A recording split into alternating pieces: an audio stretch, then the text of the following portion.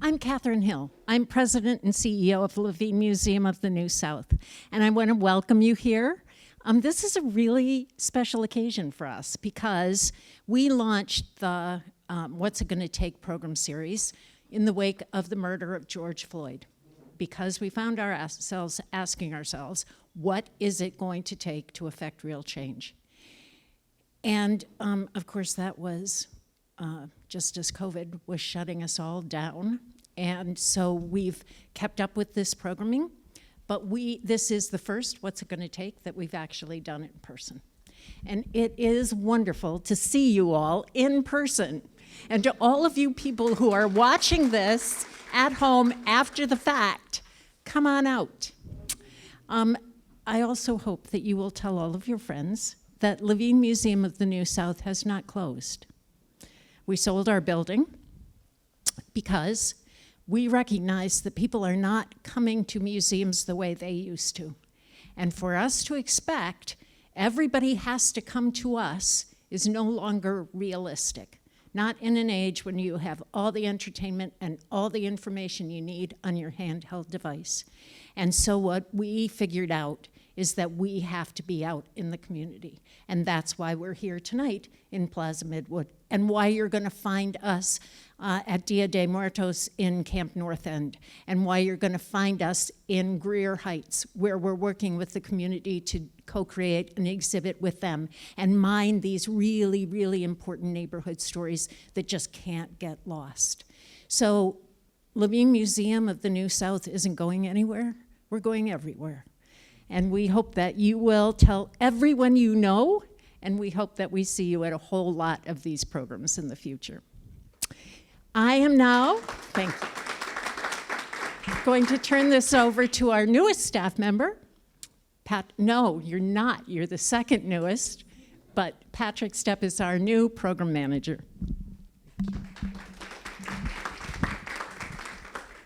Thank you, Catherine, and thank you all of you for coming out tonight to our What Is It Going to Take program entitled The LGBTQIA+ Experience in 2022. Like Catherine said, my name is Patrick Stepp. I am the programs manager with the Levine Museum of the New South, and you're about to hear in just a moment for some amazing panelists who are going to talk about some really great things today that we all get to listen to. But before we get to that, I wanted to give a quick historical overview of LGBTQIA+ experience here in Charlotte and in the surrounding areas. So, as many of you may know, August is Pride Month here in Charlotte. But as you may not have known, Pride was really a result of the Stonewall Riots of 1969, which was in response to police brutality targeting LGBTQIA+ individuals in New York at the Stonewall Inn. From that event, the LGBTQIA+ modern movement was born. And it wasn't until 1971 that we saw a chapter open here in Charlotte, and it wasn't until 1981 that we saw Charlotte's first Pride event, a first Pride Week, which happened a full year before the Durham first Pride marches happened. From this movement, there of course was resistance. And here locally in Charlotte, that was no different. In the 90s and in the 2000s, a group called Operation Save America became active in our area, and it became their goal to stop Pride and the LGBTQIA+ movement here locally. They began to harass people who were going to Pride events and targeting LGBTQIA people of different gender identities and gender expressions, of youth, and of any of their allies and supporters. Their harassment became so dangerous that Pride event organizers considered closing down Pride for safety reasons. Of course, the community rallied, and in 2006, a rebranded Charlotte Pride was born with the help of Partners in Peace, an organization that came out to help prevent the harassment of people who were attending the events. Pride began again and has become a beloved annual event, and this year broke the record for attendance with 275,000 people gathering together in support.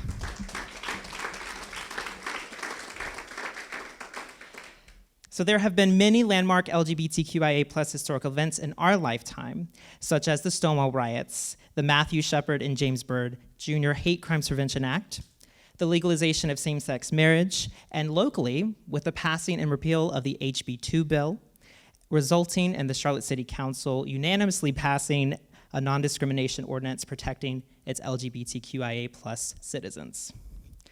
As we look back at this history, we may be reminded of similar events that are happening now. These issues are becoming increasingly important in the national conversation regarding civil rights, freedoms, judiciary, and legislative reforms, and the struggle for LGBTQIA plus equality is ongoing in 2022. But through discussions like this one that you all have attended today, the community continues to rally. So we are about to hear some amazing insight from our panelists here. If you have any questions, we will be holding a 15-minute Q&A later on in the evening, so be sure to think of some good ones there. And for now, I will pass the mic over to our amazing moderator, Daniel Valdez. Yes. So I'm gonna read your bio so everyone can know how amazing you are. Daniel is the Senior Director of External Affairs at Welcoming America. He has more than 10 years in nonprofit management, working with organizations like the Hispanic Federation, Crisis Assistance Ministry, the Latin American Coalition, and Carolina's Care Partnership. Daniel has served on the boards of the Charlotte Lesbian and Gay Fund, the Bruce Iron Camp Fund, and Real Out Charlotte. Daniel serves on the board of directors of Charlotte Pride and served as president from 2017 to 2021. So Daniel, take it away. Thank you so much, Patrick. Good evening, everyone. I'm going to take a seat here, and I'm going to introduce our panelists here for this evening. Really excited to be here. I'm really happy that we're starting to do events in person again, and I'm really excited that the Levine Museum has chosen to come out to neighborhoods and to places in our community to bring these important discussions here to the fold. So I'm going to, without further ado, I'm going to introduce our panelists here for this evening, and we're going to get into this discussion and really looking forward to this. So I'm going to introduce first Kent Brintnall. He's an associate professor at UNC-Charlotte, which is where I went to school, so I'm really happy that we have some UNC-Charlotte representation here. Go 49ers. Where he is affiliated with the Religious Studies Department and the Women's and Gender Studies program as well.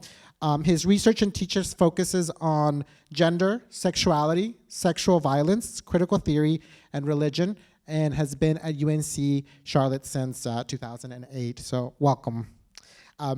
Next up, we have Karen Graci. Karen is the first executive director of PFlag Charlotte.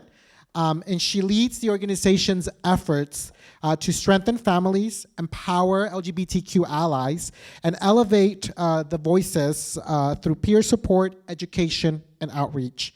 Through her role at PFlag, Karen meets families and organizations where they are, offering peer support, leading educational programming, and collaborating with corporate and community leaders to nurture a kinder and more inclusive world. Previously, Karen worked with Deloitte in Washington, D.C., Wilton, Connecticut, and Charlotte, North Carolina, where her roles included manager of national recruitment and chief of staff for national human resources. So welcome, Karen. And then finally, pleasure to have here with us as well, Eliazar Posada.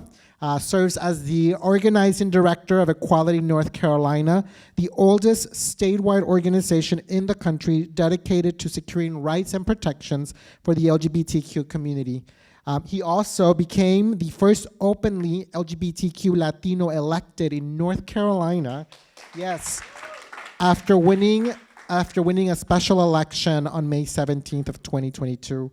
Born in Florida and raised in Rio Grande Valley in South Texas, he has worked and lived in Carborough, North Carolina since 2016. And so thank you, Eliazar, for being here today with us. Really appreciate it. All right. So we're going to go ahead and get this conversation started. And we have a few questions here, but I think we can also let this conversation flow and make sure that we're really, I think, talking about what are some of the important issues that we're seeing, and you all are here, have some amazing perspective, so we're looking forward to that. So I'll start off with this question for everyone here about how do you describe the modern LGBTQIA plus experience here? In what ways do you think that impacts the quality of life for LGBTQIA folks here in Charlotte and in the state as well? So I don't know who wants to kick off. There's a mic right there. If you all want to just pass it around, who wants to grab the mic first? All right. First, buenas noches, good evening, everyone. Thank you for being here, and thank you so much for including us in the conversation. So for me, I guess that's interesting because I've been living in the modern LGBTQ world since I came out, right? And just in the years that I've been doing work for the community, which I began in 2015, more on a professional level, we've seen quite a number of attacks, quite a number of just difficult moments for our community. But we've built beautiful resilience from these, right? We consistently talk about ways of securing our community, ways of ensuring that our young folks feel like they can be safe, feel like they can be themselves, and through as we're navigating this world, as we're doing our separate works and getting some policy changes, while there's been a number of attacks recently, I'm still very hopeful. I still see that community. I still see that resilience. So it's been difficult, but I feel that our experience has been difficult, but we've grown and we've created beauty out of it. Absolutely. Hi there. Thank you to the Levine Museum for hosting us tonight, and thanks to each of you for showing up. My name's Karen, and my pronouns are she and her, and I think it's important just to qualify that I come to this conversation as an ally to the community, and I would say, like many people who are with PFlag Charlotte, I always thought I was an ally to the LGBTQ plus community, but when someone very near and dear to me came out, I realized, no, I have a lot of growth to do as an ally. So that's been a journey for me. So although I can't speak to the experience, I can speak to the experience of what I have experienced as a family member, and also what we see through our work at PFlag Charlotte. And one of the things we often talk about is, I think there's so much more heightened awareness. There's so much more education, and there's so much more visibility. Like, thank you, right, for your work in Carborough. So to me, all of that really just inspires a great amount of hope. And one of the things we also say is, LGBTQ plus individuals have been around since the beginning of time. This is not a new conversation.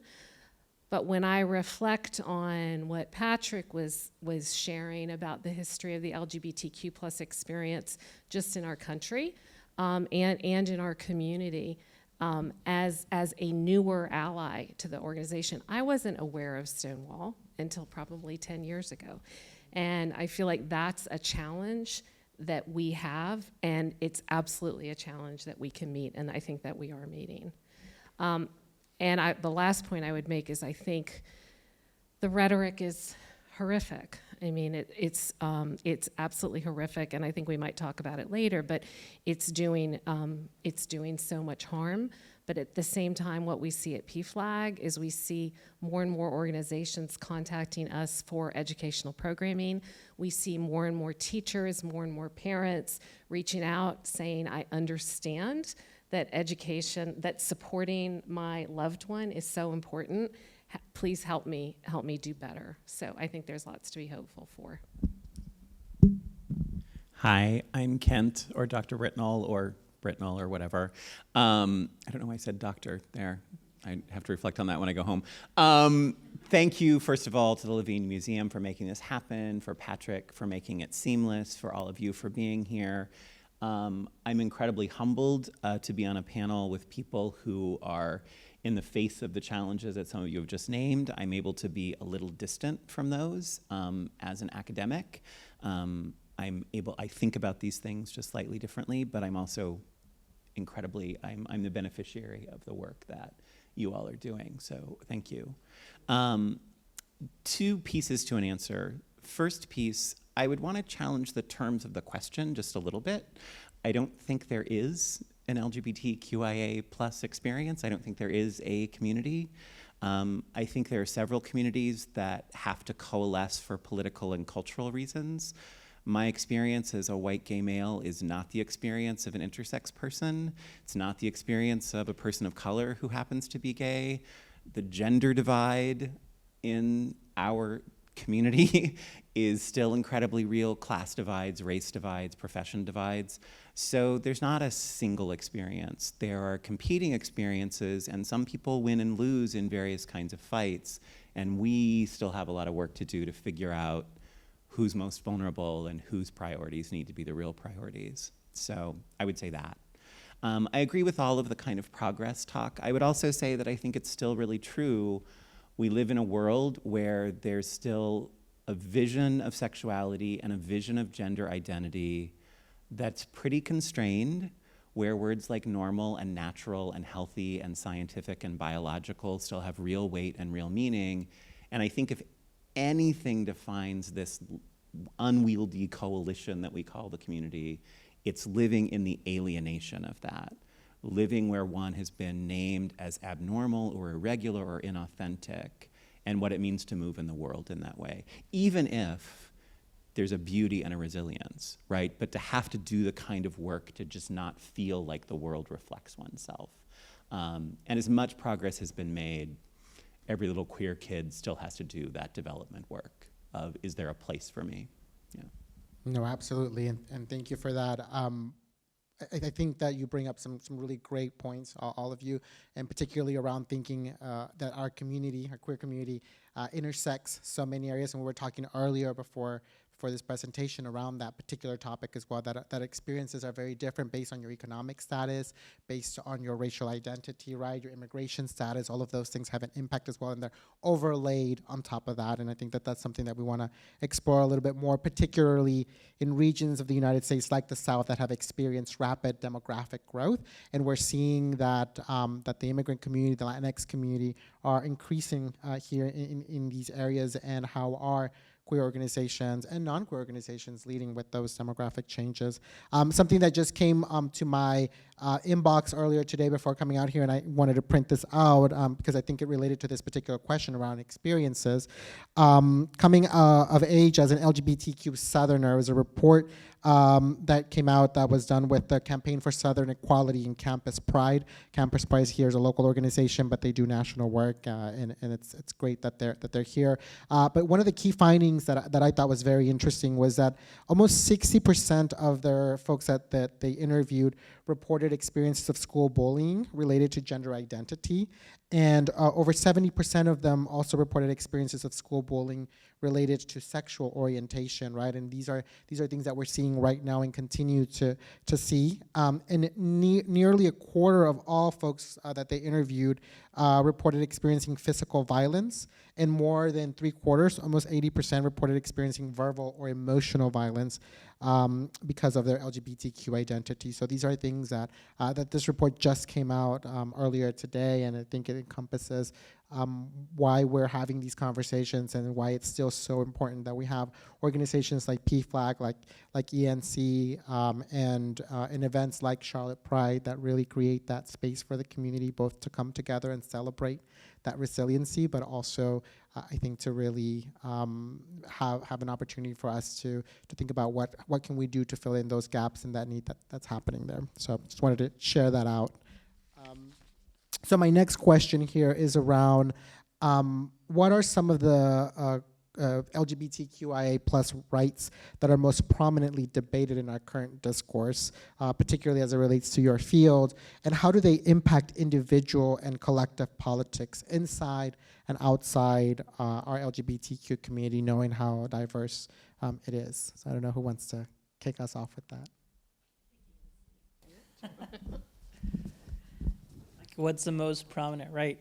Our entire right of existence is the biggest one that's being debated. You know, we can go into talking about gender and gender expression and how that's reflected in our schools. We can talk about how folks are coming for marriage equality, how many of our members are coming for our trans folks and restricting their ability to get life-saving care.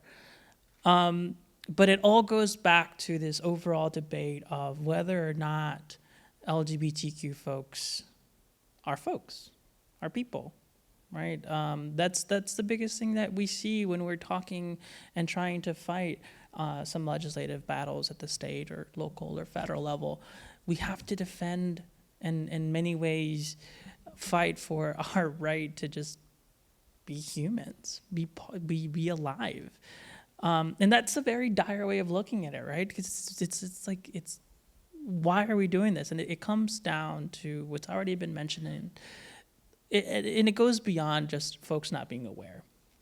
It goes beyond that. It goes bringing in, you know, what you brought in a little bit, right? That debate over normal or not normal, or folks fearing that the allowing of us being ourselves, our community being in existence, is going to take their rights away. It's going to take their ability and their power away. So yeah, it all comes down to a lot of what you know we already see. You know, there's white supremacy in this fight. There's ableism in this fight. There's folks who want to use their religion as a weapon, rather than a form of faith to bring people together, right? I reflect that we're currently in a church that houses, you know, Charlotte Pride, which is amazing. I think that's beautiful. But when we're talking about, you know, whether or not to have a NDA, a non-disclosure ordinance or agreement, or, you know, combating, you know, bills like HB 755 or SB 755, you know, North Carolina's version of the Don't Say Gay bill. What's in debate is not what is in that paper. What's in debate is our ability to exist and our ability to be humans, our ability to be part of this world. Yeah, so that's how I would answer that question. And again, as an ally organization, I can simply reflect on everything we hear from our families and the organizations that we work with, and taking it down to a little bit more detail of, right, the personal experiences, particularly of youth. But we're seeing, I mean, I think we all know this, right? It's just been a meteoric rise in state and local anti-LGBTQ+, and specifically especially, I should say, anti-trans legislation. The ban on gender-affirming care is life impacting. It is life impacting, and we're seeing this in Texas, we're seeing this in Florida.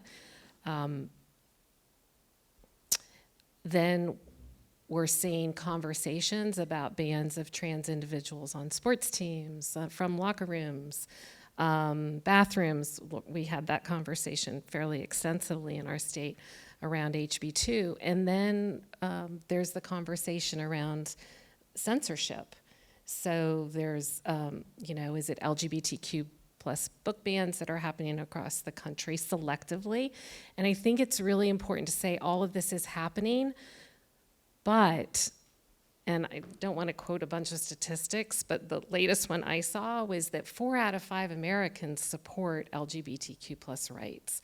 So I think what's happening, to the detriment of LGBTQ plus communities and individuals, and especially youth, is there's this smaller percentage,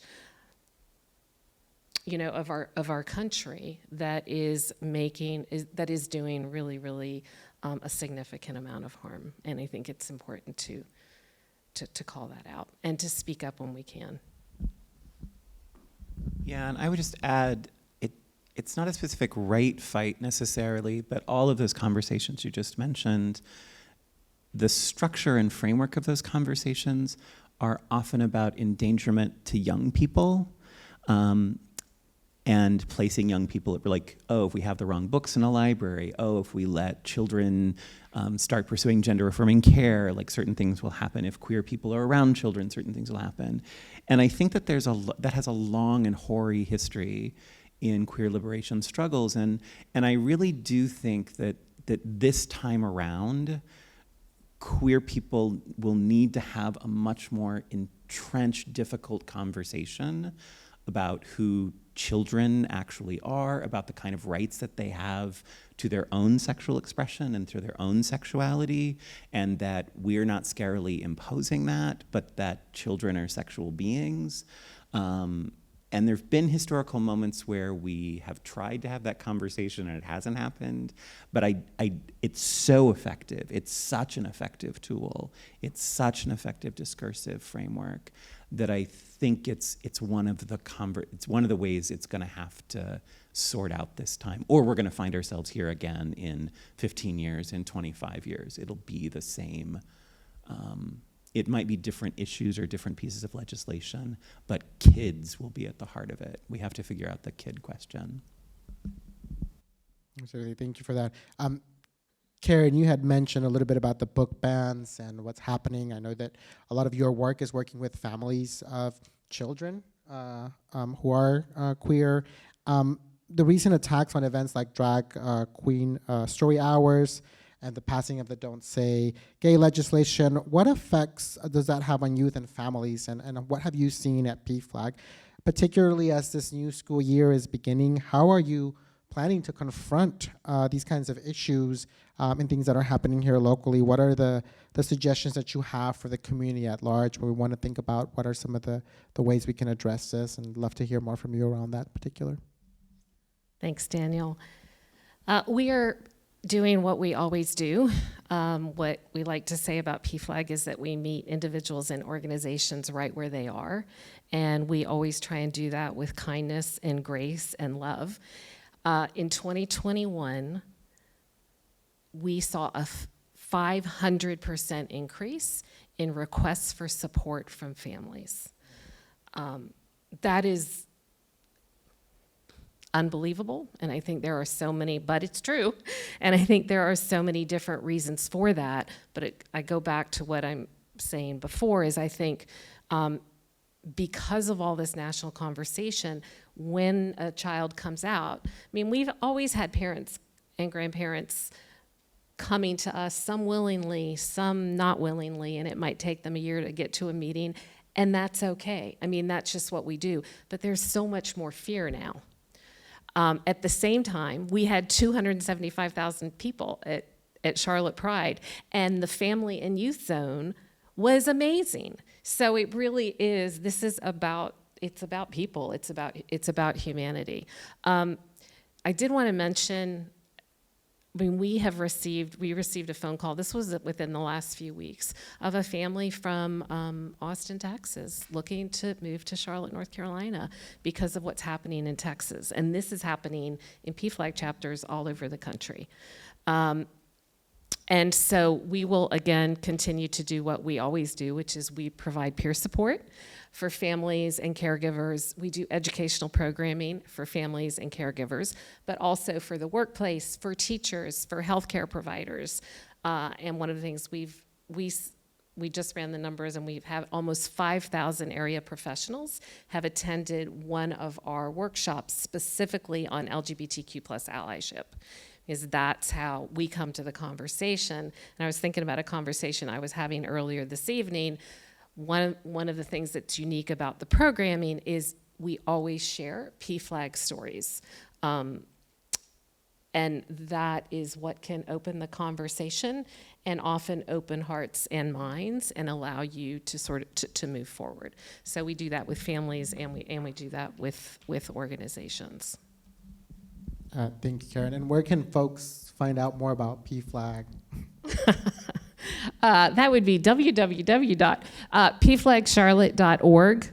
And you can always reach me at Karen at Karen at pflagcharlotte.org. And our operations manager, Lisa, is here. Can wave her hand. And she is Lisa at pflagcharlotte.org. Thank you so much for sharing that and for continuing to provide support. I mean, I was listening to a podcast not too long ago around just the rise of need, particularly during COVID, because families were being forced to be together 24/7 for so long as things were shutting down, and we're seeing that these were conversations that were happening, and folks learning about their kids, and lots of things that have happened during COVID have really impacted particularly our youth and what that means. And so thank you for continuing to be a resource both online and in person, because I think that that's a huge way of how folks are learning about this work as well. My next question is here for Ken. When we talked a little bit about sort of being a little bit more removed and thinking about this from an academic standpoint, we've seen a rise in what is being called this Christian nationalism. And how do you see religion impacting the LGBTQIA experience today as someone that does research around this particular intersection here? I'd love to hear more about that, because I think it's so relevant to the conversation that we're having today as a country, but I think it has some very particular notes there for the queer community. Yeah. Again, multiple parts. One, you noted that we're meeting in a church, and a church that offices Charlotte Pride.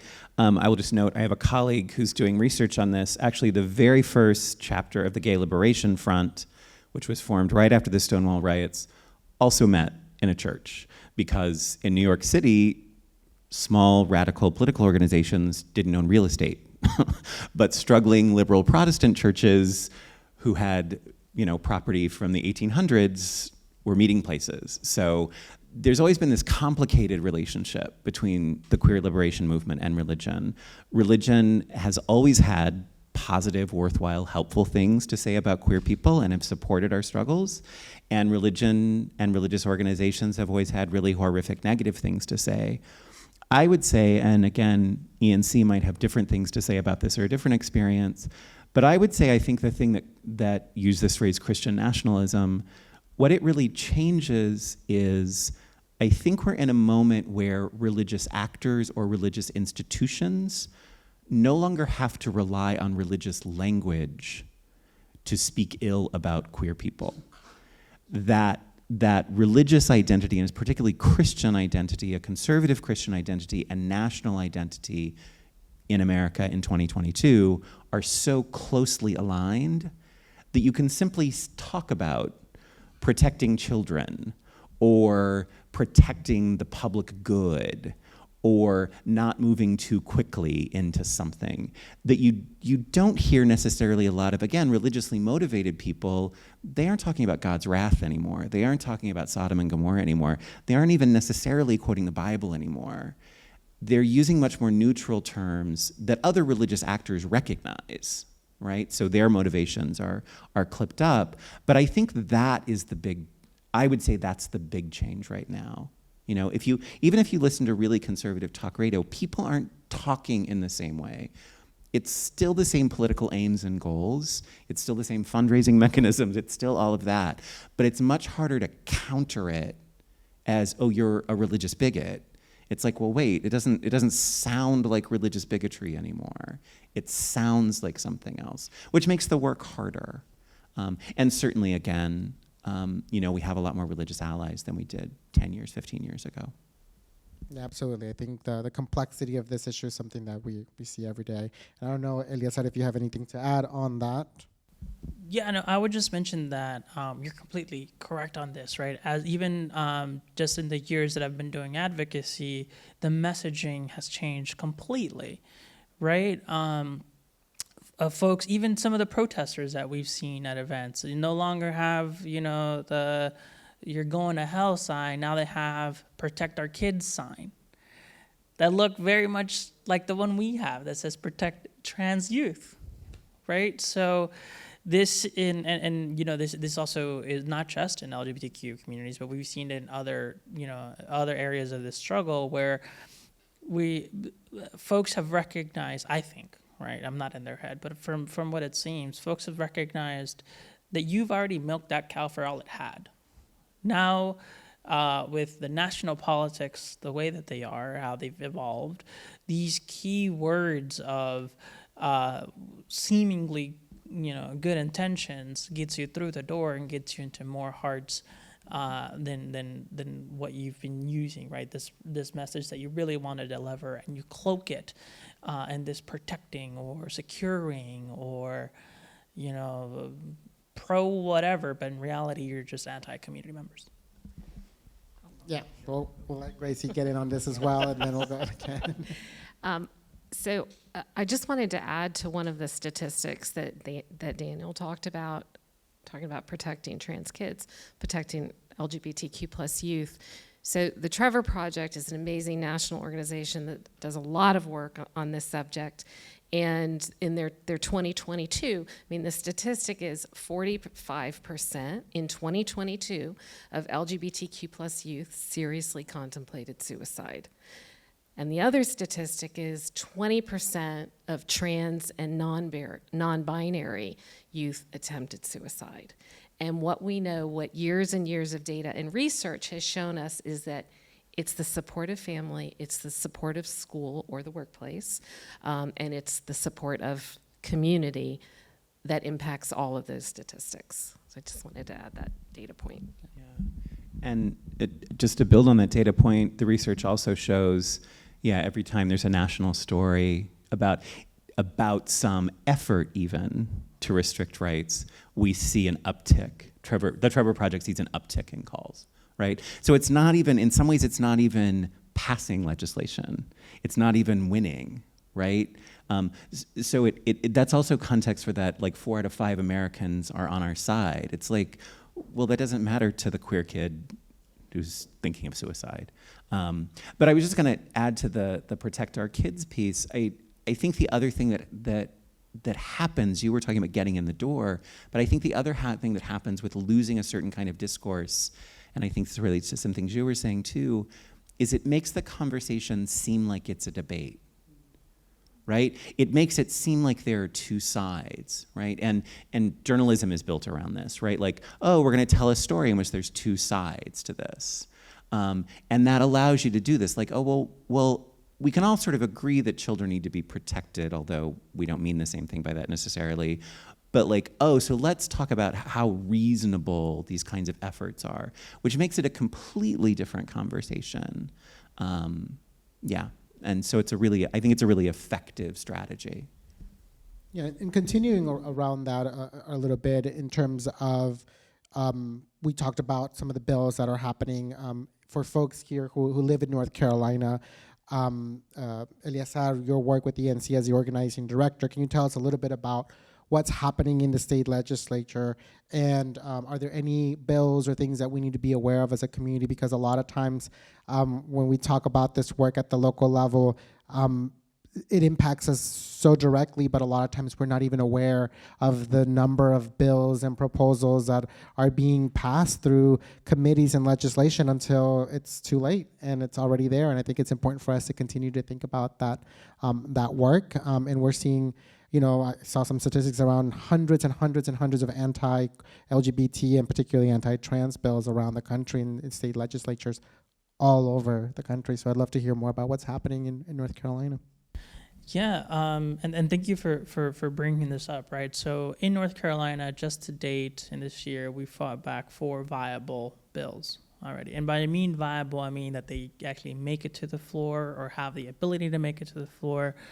And that's when we go full on, right, into every committee meeting, into talking to all of our allies, into finding ways of ensuring that that vote doesn't go through. But there's so many more that never make it to that point, that get filed, right? And many times that we've seen, it's not a bill to ban trans kids from sports. It's sneaked in on something else, right? The bill can be about funding a new building for a particular school system, but as part of that bill, Clause Z in Section 34, line 57, trans student, or students assigned sex at birth is what determines how they it's sneaky the way that they do it, right? And along with that, we do have a strong mechanism of allies, of folks who jump into action. But we also have a network across the state of towns, about 23 municipalities who have passed non-discrimination ordinances. That's been a huge benefit, right? We talk about what is the harm that these anti-LGBTQ bills do to our community, and you mentioned it. Even the proposal, even the having a press conference and saying we are going to pass this bill that's going to ensure that we are protecting our youth by banning them from the locker room, by banning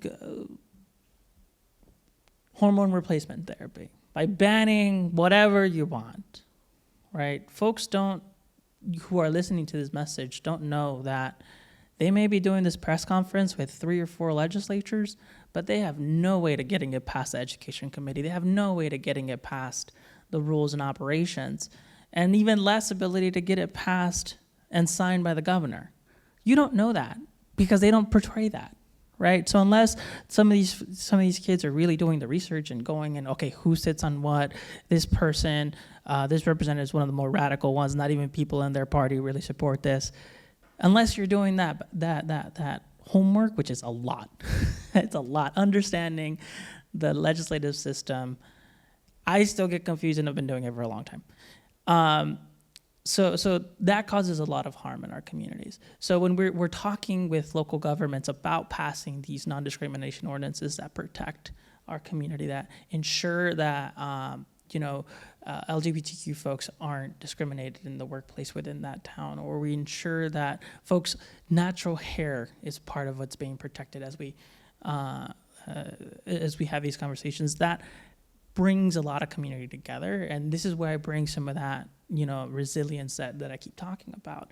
Because while there is a lot of attacks at the statewide level, and we have been tracking a lot of things that happened in Florida and Texas, some of the opponents of LGBTQ people, they don't reinvent the wheel. They just copy each other.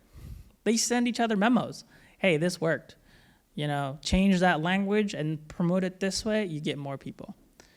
And, attacks against trans youth, attacks against community members, attacks against, all these things are recycled. We see them, try them in Florida. It works, great. This is the foreplan. It doesn't work. Adjust it here, try it in New Mexico. Didn't work. Okay, change it, go to Texas. So we see these policies come up, and I don't know if I'm answering your question, but I'm gonna get off my tangent. Well, I think too, it's important that while there are that process is hard to follow, it's important that there are organizations like ENC and others that are doing that work of distilling that information and really being able to tell folks and communities where these policies are going. And so staying connected and getting those updates from organizations like Equality North Carolina and others around the policy implications, particularly around the state and local level, is really important. So I encourage folks to sign up to those kinds of newsletters and those updates, because it will get to you if there is a chance that these policies are making it through some of these committees. So I want to appreciate that work that's happened, because it takes a lot of work to go through and figure out what's really happening at the state legislature. But luckily we have organizations like ENC that are helping with that. So we want to make sure that we have enough time to do some Q&A. And I don't know, Alex, if we have any particular questions that have come in, or anything that the community wants to wants to ask here in the community. So we'll give folks an opportunity to ask a question, and I'll pass this mic around. So if you have a question specifically for any of the panelists here, please let us know. We'd love to have this questions from the audience. Well, I do have a question for you, Danielle, and because we're just coming off from Pride Weekend here in Charlotte, and Pride Week in Charlotte, we see all of Charlotte turn into Pride, whether it is even corporate organizations, cultural institutions. We all kind of take part because it's Pride Week in Charlotte, but we also have seen a lot of attacks by hate groups showing up to Pride events, and even I think Queen City Earth released an article in July saying that local attacks in North Carolina were part of those threats that you were talking about, that they communicate with each other. They found out that in those larger communications, they have North Carolina events. And with something as large as Charlotte Pride, I'm wondering, your experience in the board and working on the grounds in Charlotte Pride, what was it like this year preparing to put that event, knowing that these are threats that are going on all over the country? Yeah, no, absolutely. So, I've served on the board of Charlotte Pride for a number of years now, and every year, this is something that we take very seriously. We work really closely with the various agencies here in our city to make sure that we have plans, that we have ways to be able to make sure we're monitoring this. And actually, we've received things, through our social media accounts, through our email inboxes, and all of those, even before this year, are always sent out to the local agencies that we work with, and they investigate these and work with us really closely. We make sure that that's a part of our focus every year. A lot of times folks come to Charlotte Pride, they come to the festival, they enjoy it, but it takes us a year to plan all of this, and a lot of this work is really around how do we keep our community safe and working on those things, and we continue to do that and monitor. We also learn from other Pride organizations around what's happening, and this year in particular, it was also very different because it was our first time since COVID. And so really thinking about the safety, both from a health perspective, and sorry, I'm losing my voice now, I've been talking a lot, from a health perspective, but also from a security perspective, and things that we've taken into account. Hi, my name is Wes. We recently moved from Oklahoma, and it is lovely to get to hear your perspectives and hear about this advocacy. We obviously don't want to generalize, but young people do seem to have more inclusive and affirming attitudes, and so voter mobilization and encouraging young people to run for office seems to be important. Any work that your organizations or you're doing individually around those topics? Thank you for that.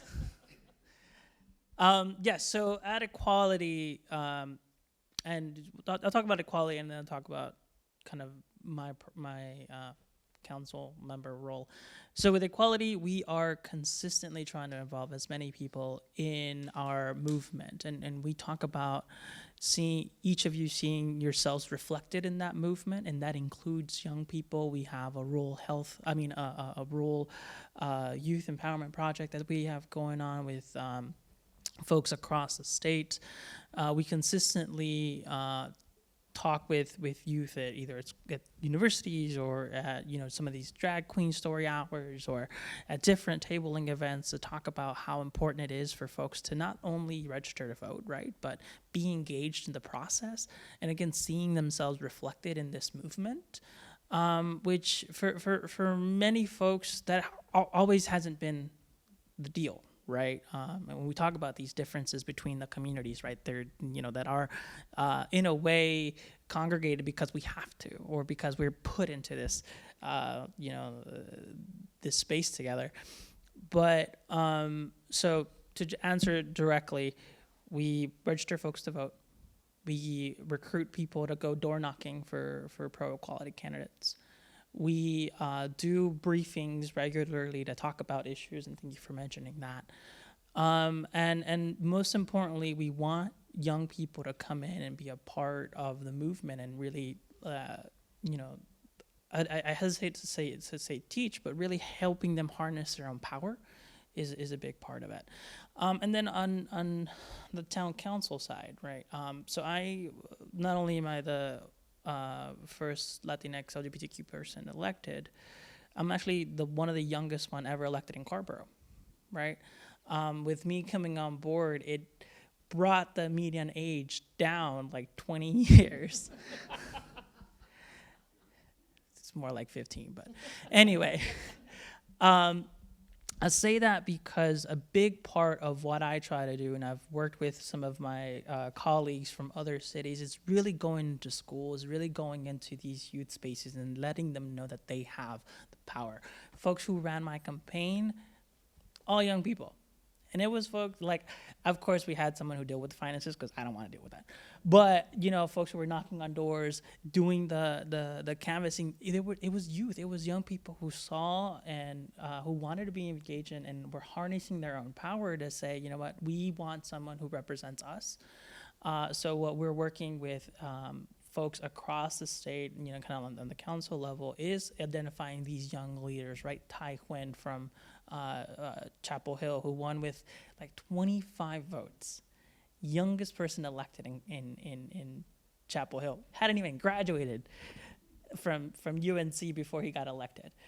Talking to Alexandra up in Durham, who is in the school board, right? So it's not just local city councils, but the school boards, talking about folks running for NCGA.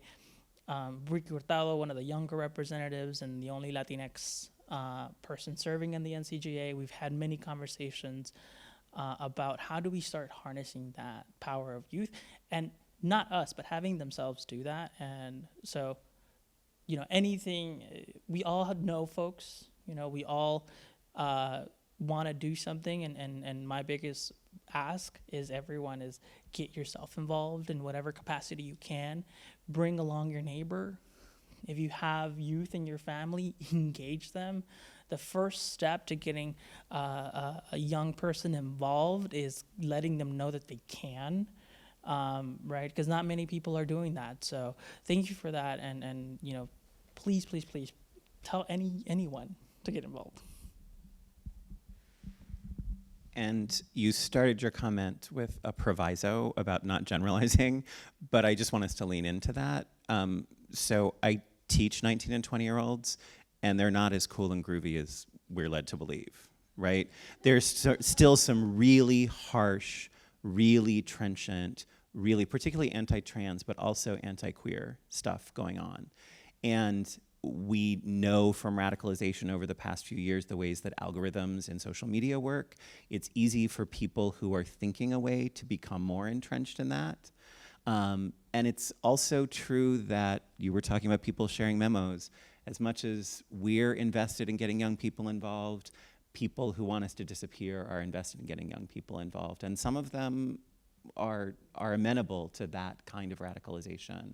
And the only reason I lean into that is because I sometimes hear from people this notion of like, oh, well, like once a certain generation dies off, then it's like smooth sailing. No, like the people who hate queer people are constantly regenerating themselves, right? So there's no like gold at the end of the rainbow that's like, oh yeah, like once this group of young people come on board, because there's enough ugliness there to reproduce the worst that we've seen. Yeah. And that like is not to say anything, that is not to say that young people are worse than old. Like that's not about young people. It's about a kind of optimism we have about, what's inevitable. Yeah, and thank you Yeah, and thank you for bringing that up, because that's very true, right? Just, we don't have to go far from Charlotte. There is currently a representative at the federal level for District 11, who is one of the youngest people ever elected into that body, and is one of the most radical, hate-mongering elected officials in the nation. For now, he lost his primary, but so thank you for bringing that, because yes, while we folks who are fighting for equality are heavily invested in reaching young folks, our enemies are as well. So this is why, it's extremely important, and we see extremely important to start educating folks about the reality of LGBTQ people, about the reality about who we are, and allowing and making space for young people to ask questions, making space for young people to get some understanding around things that are not often talked about, or when they're talked about, they're in this very polarized way as folks are growing up, right? That's extremely important. Thank you for mentioning that. We want to make sure we get some more questions in. So please, Alex, if you have someone else. I'm wondering, and maybe Eliazar, you may be able to give us a little bit of insight. Sometimes we might be in a little bit of a bubble, maybe in Charlotte, and with ENC doing work statewide. I wonder if you can speak a little bit about, we're happy that in Charlotte we can celebrate Charlotte Pride this year was the biggest, but I wonder what differences have you seen between that rural divide?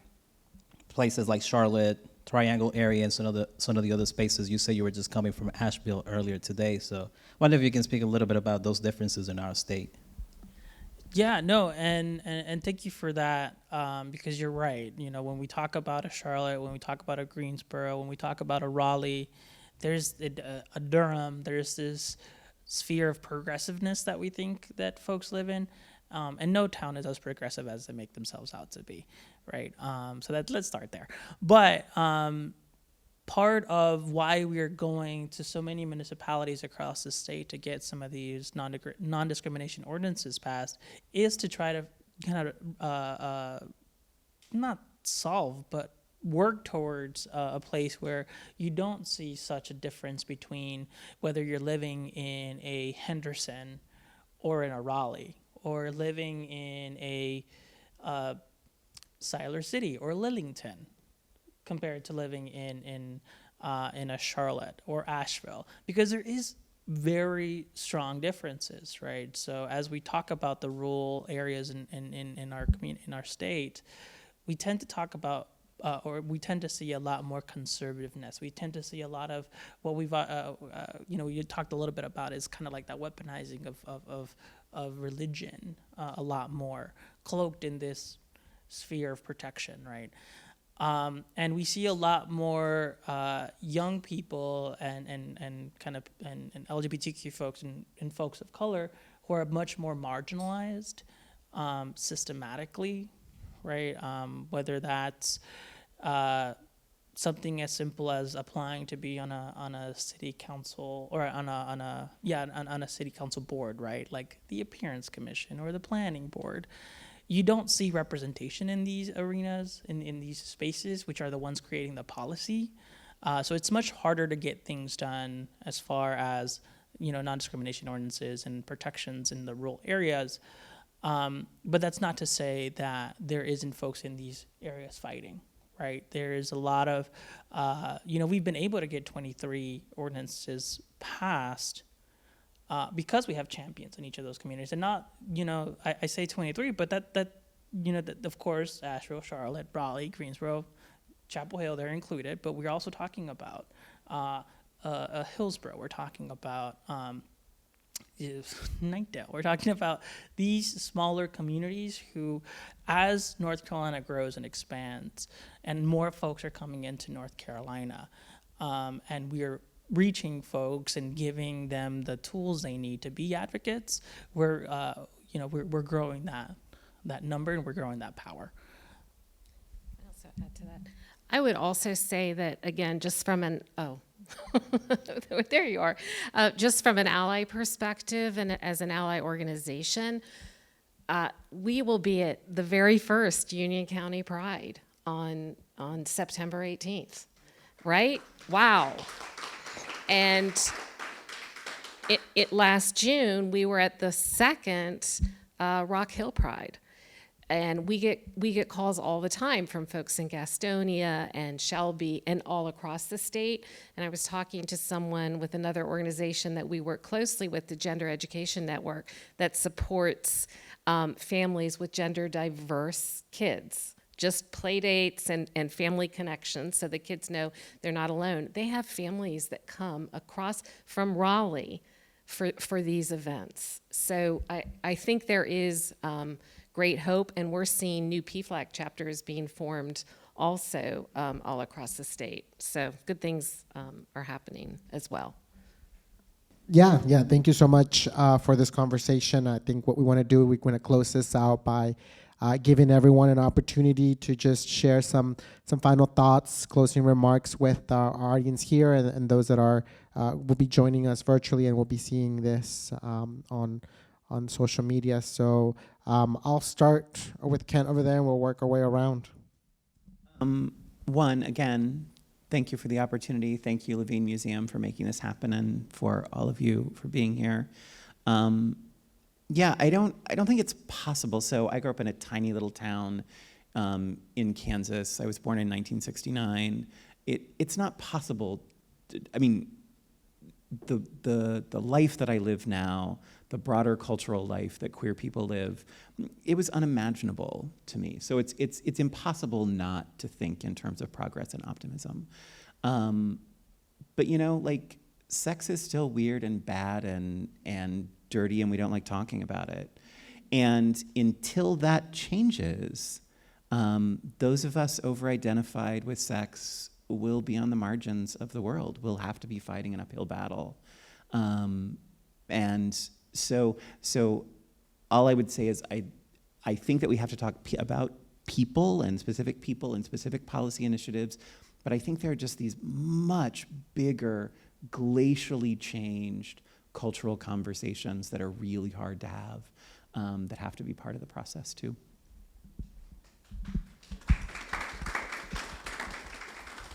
Well said, and I think these conversations, one day at a time, right? That's all that we can do. So I would say thank you for being here. Thank you for showing up.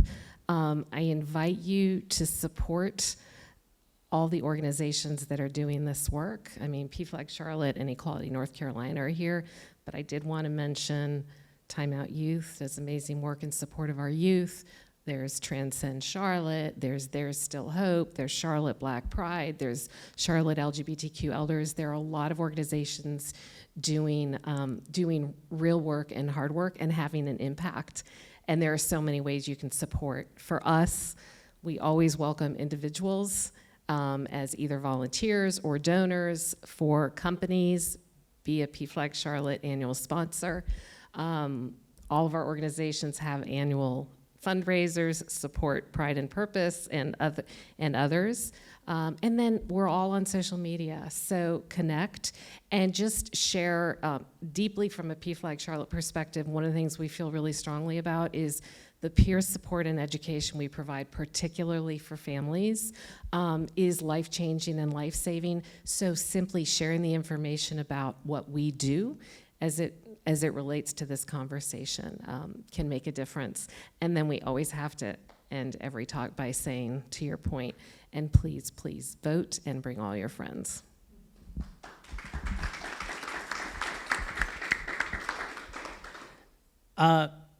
First, again, thank you all for being here. Thank you for the museum for making this happen. Thank you for moderating and the amazing panelists. I'm honored. I guess my closing remarks are more along, I want to make one thing clear, right? The LGBTQ struggle is not a struggle in a silo. There's so many parts of fighting for liberation, fighting for lived equality that go hand in hand, and we must support and flank as we're doing this work. Reproductive justice, immigrant rights, civil rights, voting rights. All of these issues are interconnected. So I want to mention that, and I want to name that so that we, as we move forward in after this conversation, that more conversations like these need to happen. I completely agree, and I'm very thankful that they are.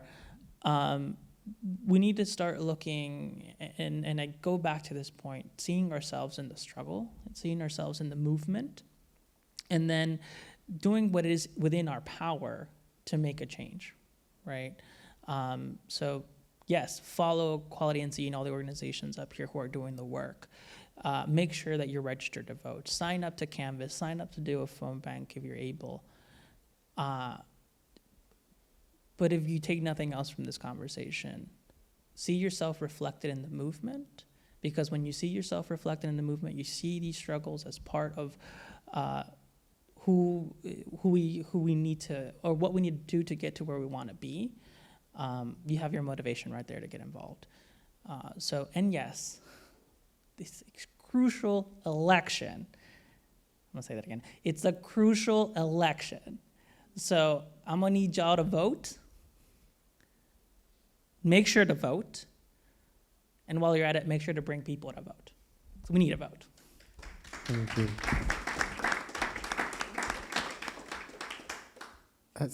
Thank you all again for being here. I was really honored to be able to moderate this conversation. I think these are the kinds of conversations that we need to be having as a community. And what I encourage folks to do is to share your own story with a coworker, with a friend, with a family. You never know the impact that can have on someone in terms of how they think and perceive communities. And it's really important that we continue to share our story, become our stories visible. As everyone here mentioned, make sure you get involved. I've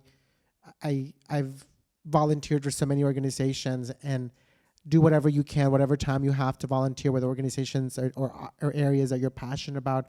It's really important, because all of the work that these organizations are doing, most of it is being led by volunteers. It's being fueled by folks who are giving up their time. And that's more valuable than money. And of course, we also need money to help run these organizations and pay the bills and all that good stuff. But your time is important, and the way that you are going to be touching lives is incalculable in so many ways. There's so many ripple effects that happens when you get involved, when you share a story, when you reshare this on your social media.